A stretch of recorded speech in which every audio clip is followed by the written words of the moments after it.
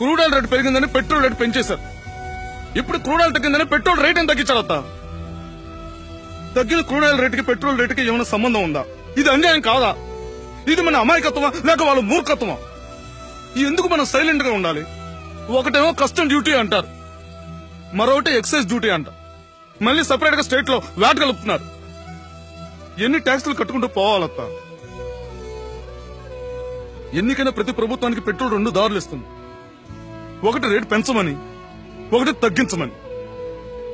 మేము తగ్గించమని అడుగుతాం, వాళ్ళు పెంచుకుంటూ పోతారు. ఒక్కసారి తగ్గించడానికి ట్రై చేయరా అత్త? ఒక్కసారి.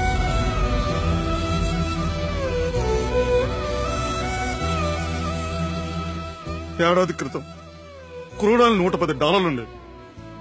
మన పెట్రోల్ $76 ఉండేది. ఈరోజు క్రూడ్ ఆయిల్ బాగా తగ్గింది అత్త.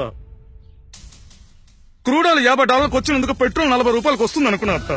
$40 వస్తుంది అనుకున్నా.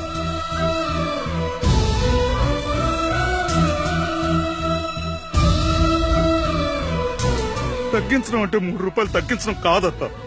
తగ్గించారని జనం నమ్మేలా తగ్గించడం. అందుకే ప్రభుత్వం ఎన్ని చెప్పినా పెట్రోల్ రేట్ తగ్గిందని జనం అనుకోవడం లేదత్త.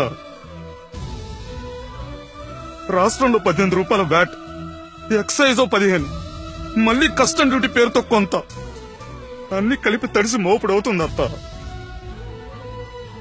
పెట్రోల్ రేటు 60% ట్యాక్స్లే అత్త. ఇప్పుడున్న క్రూడ్ ఆయిల్ రేటుకి ట్యాక్స్ ఇస్తే $32 లీటర్ పెట్రోల్ వస్తుంది అత్త. ఎప్పుడు తాత నీకు ఇచ్చేసిన బంకుకి ఫ్రీ పెట్రోల్ కోసం వచ్చారంటే ఆ వ్యాట్ల ఎక్సైజ్ కట్టలేకే అత్త. ఆ వ్యాట్ల ఎక్సైజ్ కట్టలేకే. ఇక వేరే బంకులో కొనడం మా వల్ల కాదు అత్త. మా వల్ల కాదు. వీలైతే మొత్తం, లేదంటే సగం, ఎంతో కొంత రేట్ అయితే తగ్గించత్తా. దయచేసి తగ్గించు, దయచేసి తగ్గించు.